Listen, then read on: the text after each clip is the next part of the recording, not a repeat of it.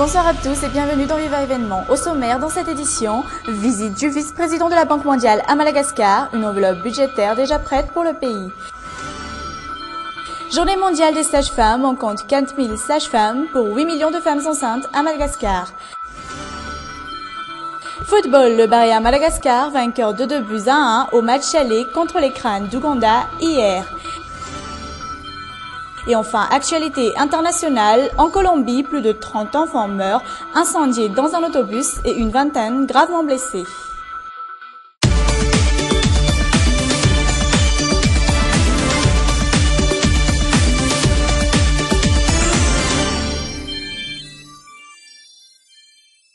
Une centaine de familles sont descendues dans la rue ce matin à Kadmao contre le projet de démolition de leur domicile. Cette contestation n'a pas duré longtemps car elle n'a pas résisté aux bombes lacrymogènes des forces de l'ordre.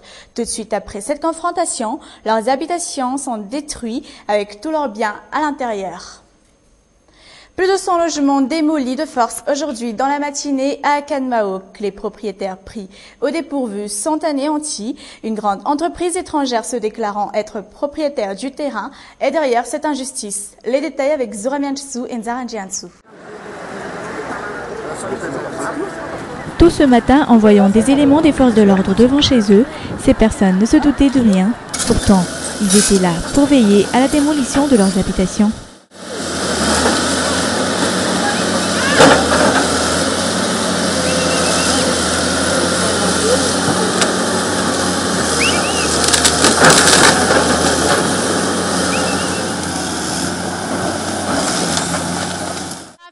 À leur arrivée, faisant l'air de rien, ces policiers étaient plutôt gentils avec nous. Puis, vers 8 heures, ils ont procédé à la démolition de nos logements sans prévenir.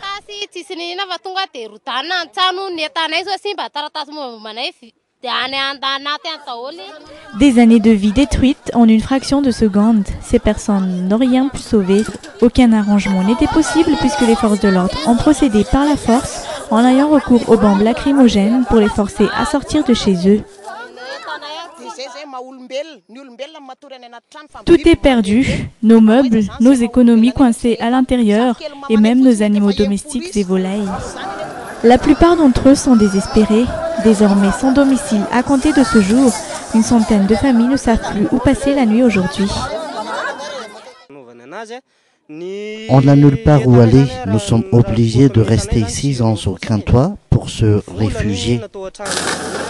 Derrière tout ceci, l'entreprise Philatex qui estime avoir en main tous les papiers certifiant que ce terrain est bel et bien leur propriété. Ce n'est pas la première fois que cet abus de pouvoir sur les plus démunis à l'encontre de leur domicile se produit.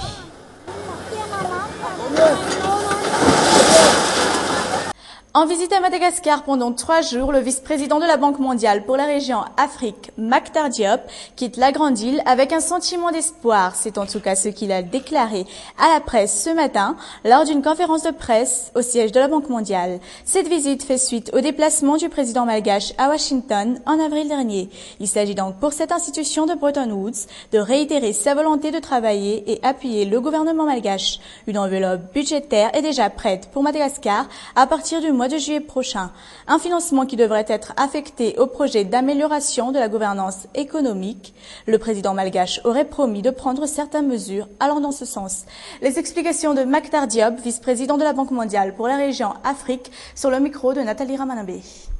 En ce qui concerne l'enveloppe financière, nous allons commencer le cycle IDA 17 à partir du 1er juillet et sur les 3 ans à venir, environ une somme de 400 millions de dollars sera mise à disposition de Madagascar sur la période de IDA 17 qui commence à partir du mois du 1er juillet. Il est possible que ces montants soient revus à la hausse, mais je ne peux pas faire de promesses à l'heure actuelle. À l'heure actuelle, nous tablons sur un montant total d'environ 400 millions de dollars.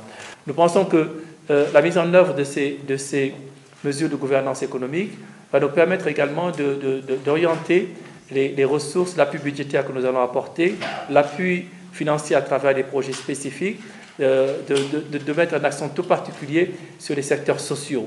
Nous pensons notamment à la nutrition, à la protection sociale et également dans les infrastructures de base.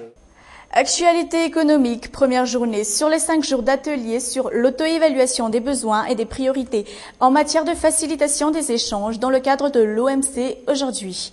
Madagascar enregistre un net recul. La grande île est passée de 142e à 148e sur 189 pays en termes d'échanges commerciaux. Un déficit budgétaire à l'insu d'une crise politique qui a duré trop longtemps.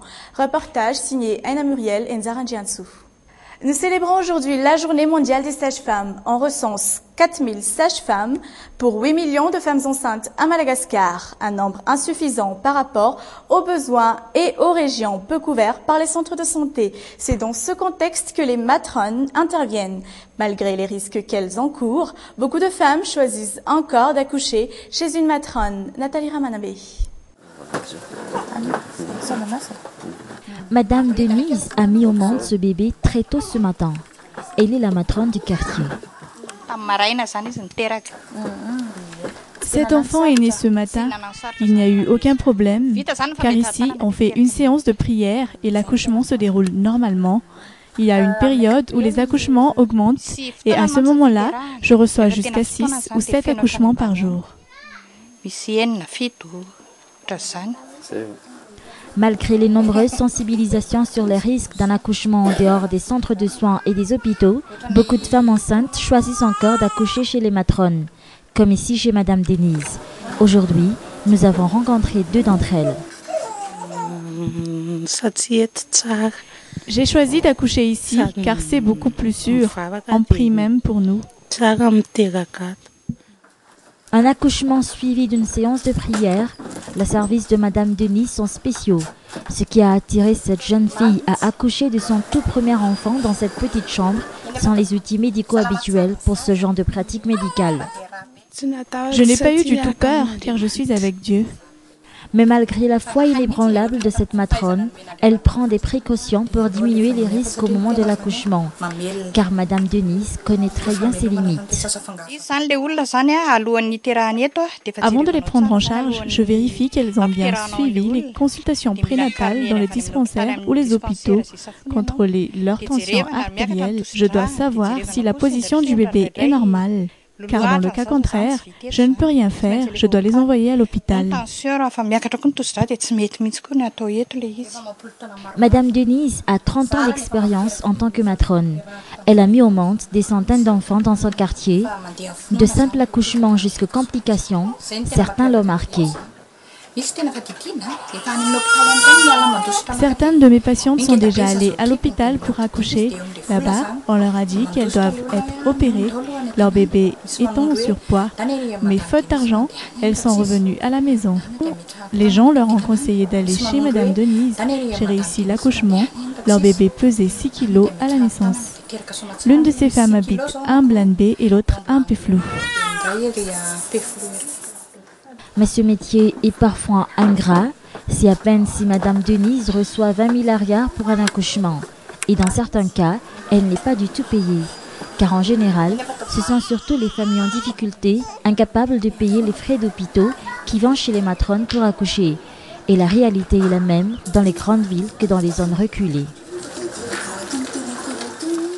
Après une victoire de 2-1 face au crâne d'Ouganda hier au stade Rabé Menanzar, le Barya Madagascar est confiant en ce qui concerne sa qualification à la Coupe d'Afrique des Nations 2015. Ce match d'hier, un premier test que la sélection version 2014, dirigée par Franck Radianarsam, Mamsou Razafjakout et Arsène Malabar, réussit avec succès. Le match retour qui se tiendra vers la fin de ce mois à Kampala est très attendu par les fans de football malgaches, fiers de ce premier résultat. Et c'est ainsi que s'achève notre édition d'aujourd'hui. Je vous donne rendez-vous demain à la même heure. Excellente soirée en compagnie de Viva. Au revoir.